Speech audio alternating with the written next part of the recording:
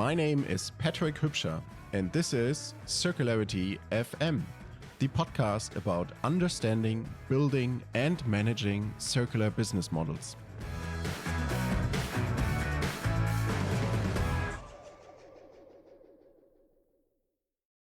Hello, everybody. Welcome to another episode. As you can clearly hear from my voice, I am not Patrick.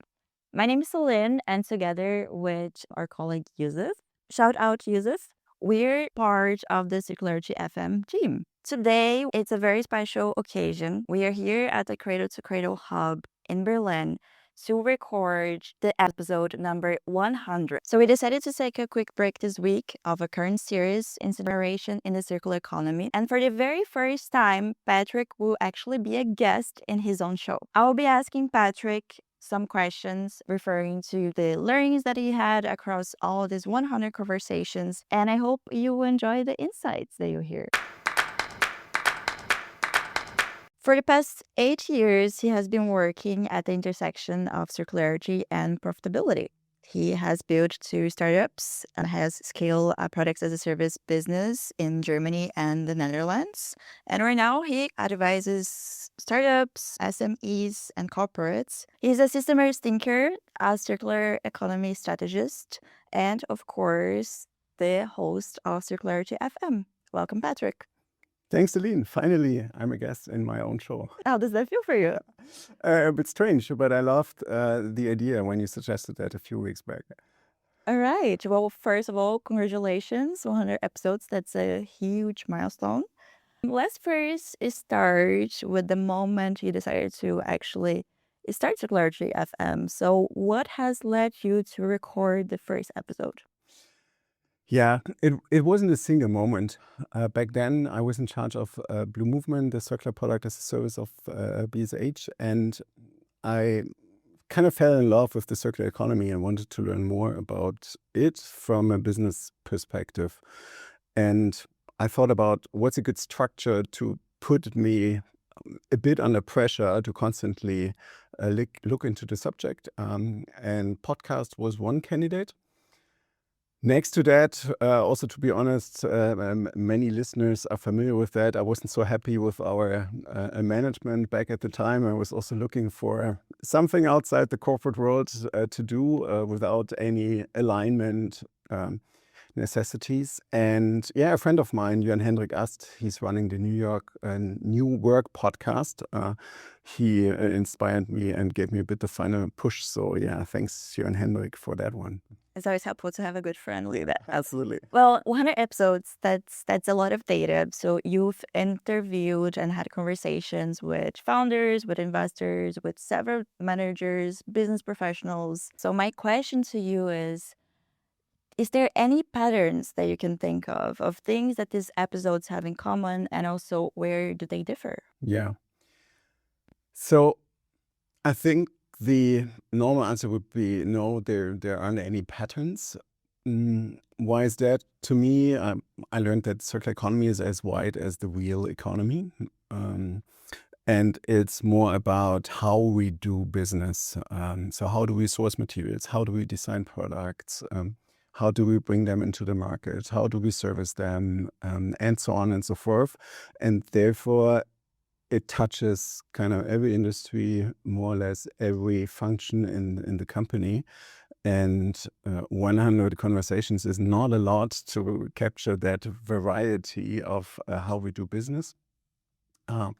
However, I think there is one aspect that unites everyone I've interviewed, and I guess also many people who are listening and who are consider themselves as part of the circular economy, and this is the personal motivation and dedication to look for circular solutions. And I feel this personal motivation is also something that makes it pretty easy and comfortable to work in that community and contribute to that community, and that unites all of us. And yeah.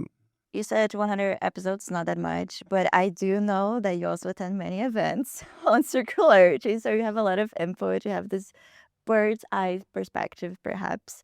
My question to you now is, do you think there's some overlooked barriers and also underrated levers for circularity? What I learned over the course of the last years is that it is not so much the specific subject matter. So the specific choice of materials and certain circular strategies and so on. You do have to know that, and this knowledge is available out there. What is in many cases key to succeed is how to communicate with stakeholders. And because shifting a system, be it a company or an industry or the whole economy, shifting that system from linear to circular requires change. And that means people need to change. And in order to support people in changing, you need communication.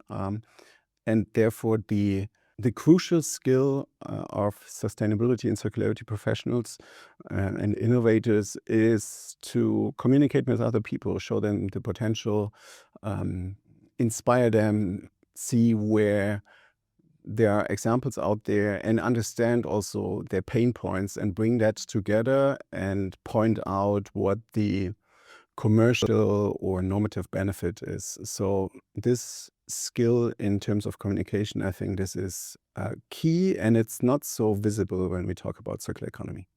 All right.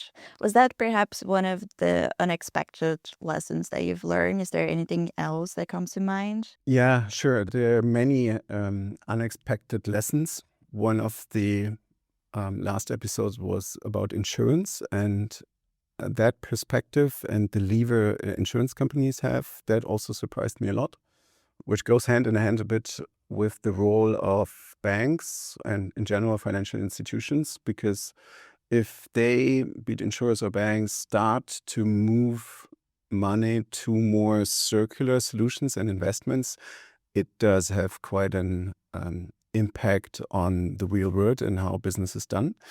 And the second one is about something everyone can do in his or her company, and this is the power of sourcing. I think sourcing is one of the most underrated levers when it comes to changing to a more circular economy, because you can start today to buy more circular products, be it reused products, refurbished products, switch to service models, and also think about how you deal with unused or underutilized assets. So this is something that's pretty easy to implement right away. And it does have an effect in the market because it sends a signal to build more circular solutions. And in many cases, it's also good for the company because you either get better service or you save money. And I think the last one, that's a bit probably more philosophical or personal. I think what is underrated, but it's probably the toughest cookie, is like, how do we perceive the good life? Do we aspire a lifestyle that is driven by linear resource extraction? It starts with traveling, the goods we buy, we own, stuff we show off, or is it cool to be circular? Yeah. And how we want to live and what we think is the good life has a huge influence on how we consume and how the economy looks like. And changing that has a big impact on circular or linear practices. Yes, right. Like this is something that we should all maybe give a thought or two every now and then. So you started the podcast in 2020. Back then, the EU Circular Economy Action Plan had just come out. How do you think the landscape of circular economy has evolved since then? I feel it's not much time since then, and wanna zoom out a bit, because like circularity and sustainability, it's easy to complain and that there's still so much change needed. But technically, if we go back like thousands and million years ago, nature always has been circular, and also the way we humans traded goods was for centuries rather circular. Only when we started with the industrialization and then later globalization, resource extraction accelerated. But up until, let's say, 200 years ago, humans lived a more or less circular life. Yeah. Of course, there have been many benefits in the way we're living, but I think it is possible to have a circular economy and follow circular principles. Of course, no one, and me included, really wants to go back 200 years from now. And everything is going too slow, especially if you're industry. Yeah. So in the last years, there are so many initiatives, and many of us see the need, what needs to change, and everything is going too slow, and so on and so forth. I don't want to go too much into minor details. I think the overall change in the last 6 years is a bit who's the sponsor of circularity. So 6 years ago it was more or less exclusively sustainability, planetary boundaries, that we have to make sure that the condition of how we live is still present and working. And over the course of the last 1, 2, 3, 4 years, with the Russian war on Ukraine, with COVID, with the war between USA and Iran, the sponsor of circularity is now much more supply chain resilience, geopolitical independence. So the narrative, the reason why changes a lot right now, which is some way good. Let's not forget sustainability completely. It's benefit from that.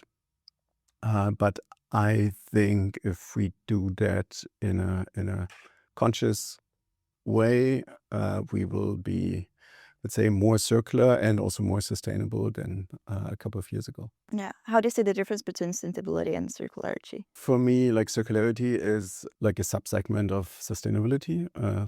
Circularity, I have a narrow understanding of circularity. It's more or less exclusively about resource extraction, avoiding waste, keeping resources in the loop, whereas sustainability includes social factors. It also includes wider impacts on the environment that are not necessarily tied to resources. Let's say biodiversity.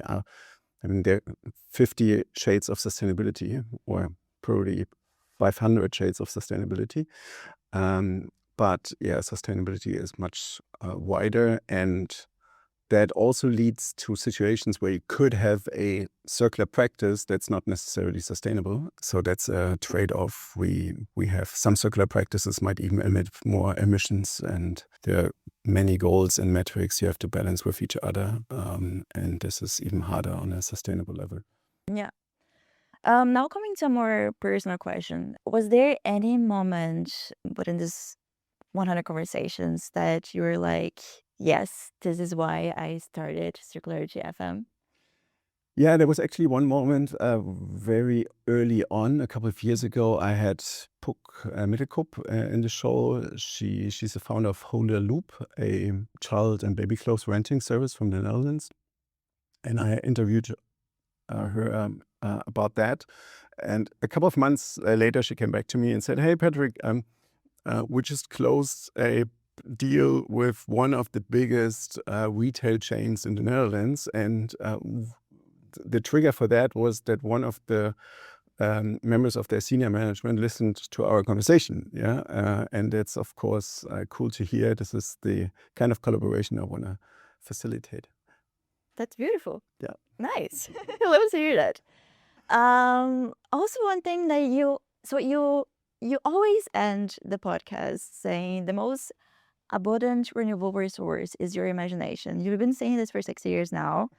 My question is, why do you think this is so important, and has the meaning of this sentence changed for you? I think it's important because it just emphasizes the fact that everything we humans build is contingent. So there's no natural physical law that the economy has to be linear, as I said before. And humans build that economy, so we're able to change it. And it's just a matter of imagination. And of course, changing habits, which is much harder. And yeah, it's a motivation for everyone to don't accept linear boundaries.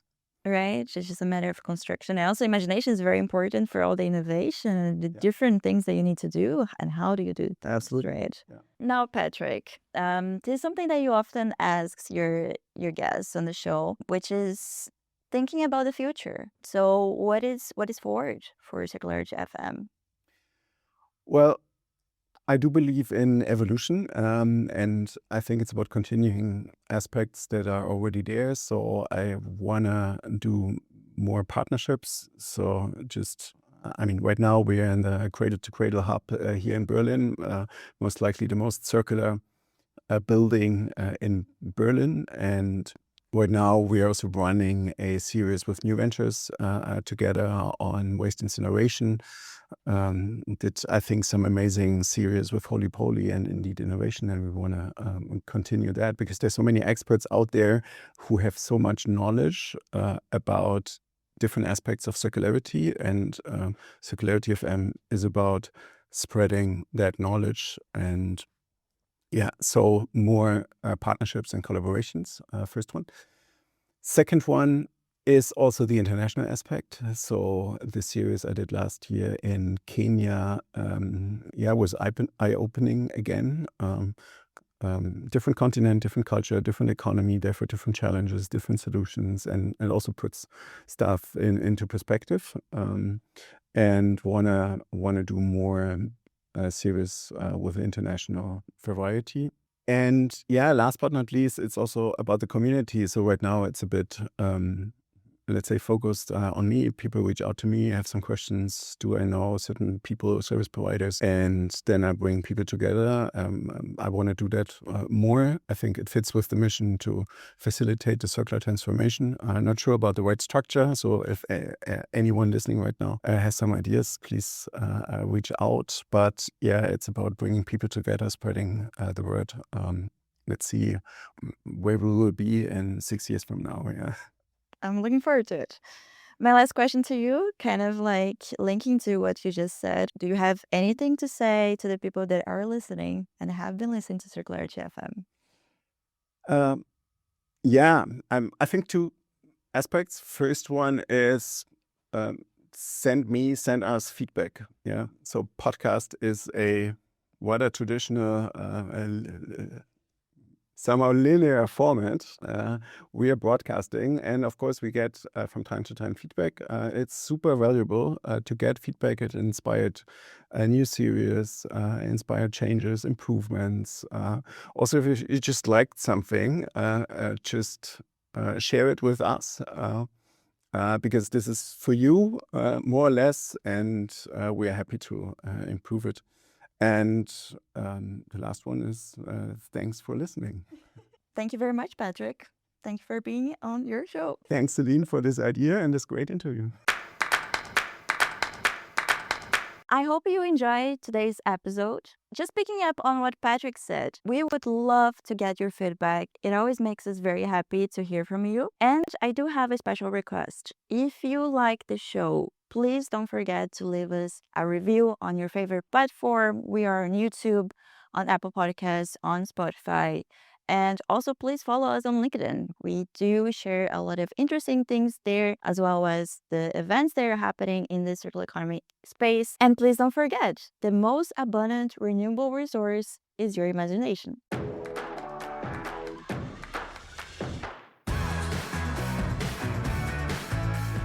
My name is Patrick Hypscher, and this is Circularity FM, the podcast about understanding, building, and managing circular business models.